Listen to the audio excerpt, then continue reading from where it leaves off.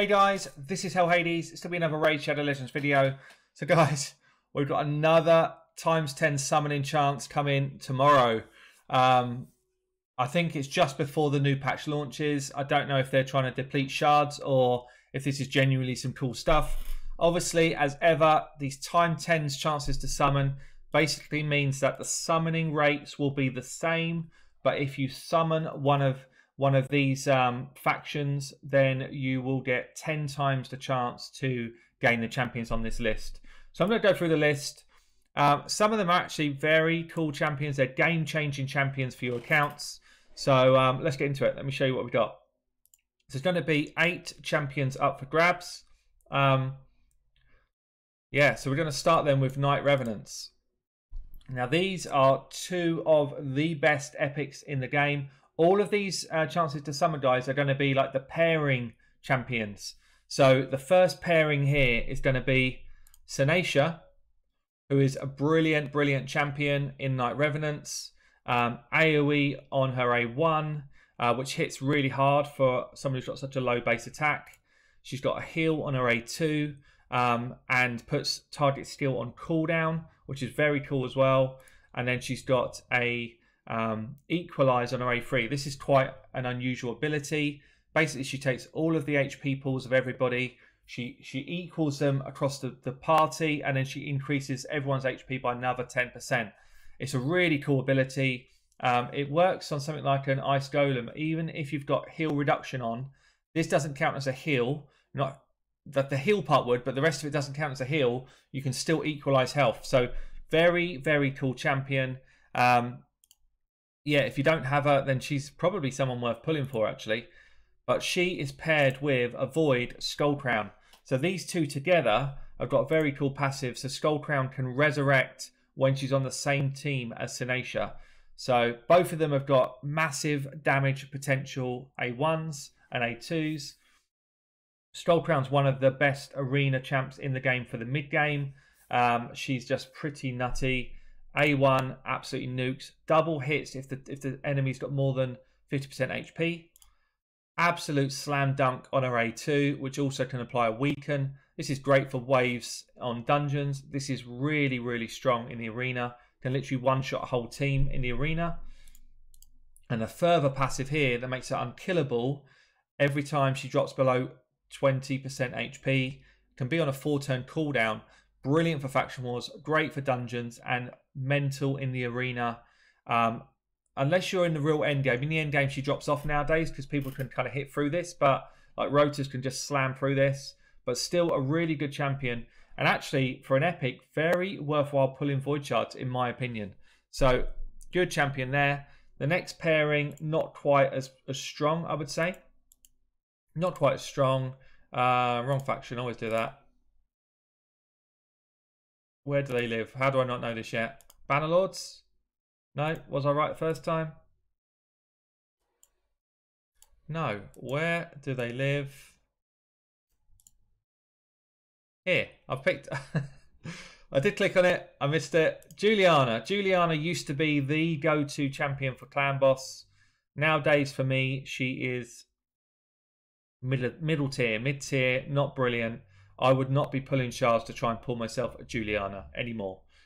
Maybe go back 9 months and she was kind of like the epic to get for clan boss. Not anymore. Much better poisoners out there now. Cult Brawler, Frozen Banshee, Steel Skull, Aethar, and a bunch of legendaries as well. I would not be pulling shards for this champion. I'd much rather try and get a Frozen Banshee than a Juliana nowadays.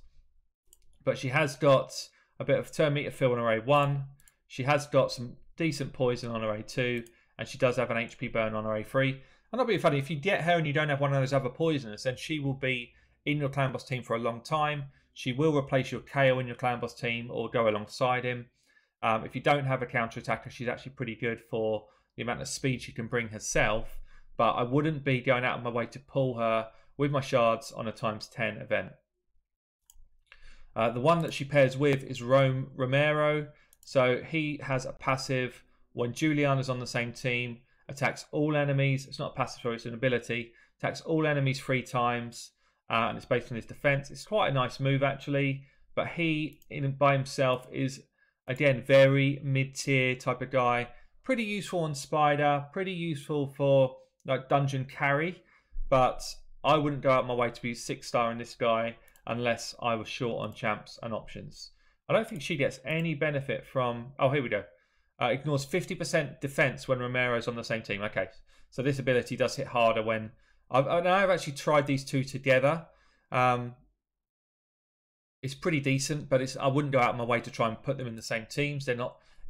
Individually, they're not good enough, and together, they're still not really good enough. So I wouldn't go out of my way to pull shards to get these two. So let's move on to the next pairing then. Testing my knowledge of where people are. Yeah, okay. So these two don't even sit in the same faction, which for me is really weird. But we've got Xavier as the first part of the pairing. Now, I really would love a Xavier. Xavier is kind of god tier dungeon clearer. God tier. She's so strong. She absolutely will create the fastest clears of Fire Knights, of Ice Golem, and probably Dragon as well. So god tier champion.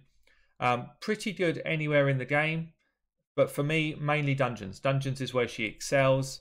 3 hitter poisoner on her A1. She's got more poison on her A2, and that's an AoE. And then she's got another AoE on her A3. Anyone that's killed by this can't be revived, which is very cool. So she deals damage, it's Catalyst, yeah, deals damage from all poisons instantly. You don't even need to build crit for this. Doesn't make any difference. So stack poisons out there. She sucks all those poisons off, detonates them, explodes the enemies, and it hits so freaking hard. It's mental. Really cool ability. So when she's paired with Belenar, who's going to be the second person in this pairing, she gets another ability here. Attacks one enemy, applies a debuff spread, taking 4 random debuffs and placing them on other enemies. So I guess you can spread more poisons out with this, or you can spread things like decreased defense, weaken, all that type of stuff. So, okay, this for me is not what she's about. I definitely wouldn't be going out my way to pair her with Belenar, but Belenar is actually quite cool as well. So let's have a quick look then at Belenar. I haven't got a clue where he is. Where are you, Belenar? Where are you? Can I guess it first time? Nope. I should know this stuff, but I don't. Oh, here he is. He's a high elf. Oh yeah, of course, dark elf, high elf. So these two lovers, whatever they are. Belenar doesn't get a lot of airtime. He is pretty solid though. So got increased crit on for all allies if he crits. Pretty cool on his A1. It's quite a cool ability. Places a decreased defense and weaken on his A2. It's very nice actually. It's a bit like the Raz in A2, but it also puts increased defense on himself if he kills somebody. So that's quite nice. Quite a nice little mechanic. Attacks one enemy will heal this champion equal to any surplus damage if he kills someone. Again, quite nice. A bit niche, but quite nice. I'd certainly rather have the Draco surplus damage thing where he absolutely slams the next person. But then when he's paired with Xavier, this is where he gets more interesting. She doesn't get so much more interesting. I think that he does. So attacks one enemy, places a poison, decrease attack, decrease speed, and decrease accuracy for 2 turns. All of those buffs are pretty insane. So he throws that out. If Xavier then spreads all of those buffs everywhere, all of a sudden you've got actually a very cool pairing there. So I guess these could work so nicely together. Would I go out of my way to pull voids for this guy? I don't think that I would. But if I got him, I definitely would try him out. So, you know, it's pretty good. It's pretty good. So the last coupling then is definitely someone that, or some champs that might pique some interest. So we have got ourselves, God, I can't remember where these are either. I should have looked at this stuff before. Where are you? Where are you? Here still? No. Sacred Order, that's it. Sacred Order. So we have got Cupidus and Venus. These two have been out before as a pairing. Both pretty good champs. I've got a Cupidus. I haven't leveled him up actually. I've got him sitting as a level 50. I don't feel like he would make a difference to my account right now. But he is good. He is good. I've used him on account takeovers. He's solid. Hits pretty hard. Mid-tier. Legendary, I'd say. Mid-tier. Attacks all enemies here. This is quite nice for campaign farming. Damage increases if he gets any debuffs on them. Attacks 3 times. Has got a 50% chance of placing an HP burn. Pretty good for spiders. Attacks, places an increased attack on himself. And then has got a 50% chance again of putting HP burn on all enemies if he kills someone. So the thing to do here, if you're trying to kill the spider, is actually to kill a spiderling with him. He then spreads HP burn everywhere. And at that point, he becomes kind of god tier for spider.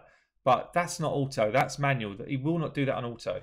So that's a manual way to get through different levels of spider. When he's with Venus, and that's going to be the pairing here, attacks inflict 25% more damage to people under debuff. She throws out a ton of debuffs. I can imagine these two together would be really, really good fun.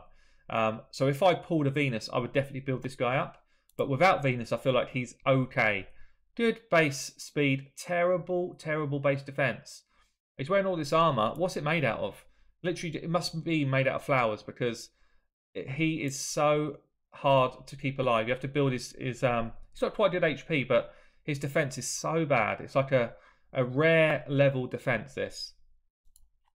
So the next pairing then is him with Venus. And Venus is up there as one of the best. One of the best in the whole game. Poison on array 1. Decreased defense and weaken on an AoE on array 2. Buffs up to 100% chance. This is as good as a Draco. As good as anybody in the game for this skill. And because she's void, she can't get weak hits. So actually, arguably, she's the best in the game. Also got an AoE HP burn. Anyone struggle with Spider, this then makes Spider really easy to do. Her on her own, forget Cupidus, her on her own, she's insane.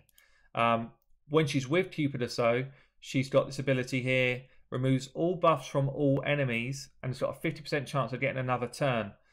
That's really cool. For the arena, that is insanely good.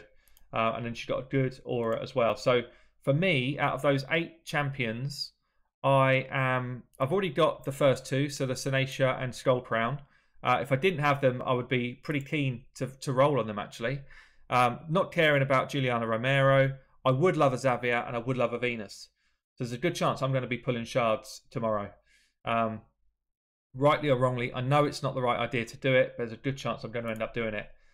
Drop me a comment below, guys. What do you feel about the kind of frequency of these ×10s and the type of champions that they're putting out? Feels to me like they're doing generally a good job of the type of champions. The frequency feels too much for me. I mean, I haven't pulled on the last couple, so I've managed to get myself a bit of a stack, but yeah, it still feels like they're pretty frequent. Anyway, drop me a message below. Hope you've enjoyed the video. I'll catch you soon.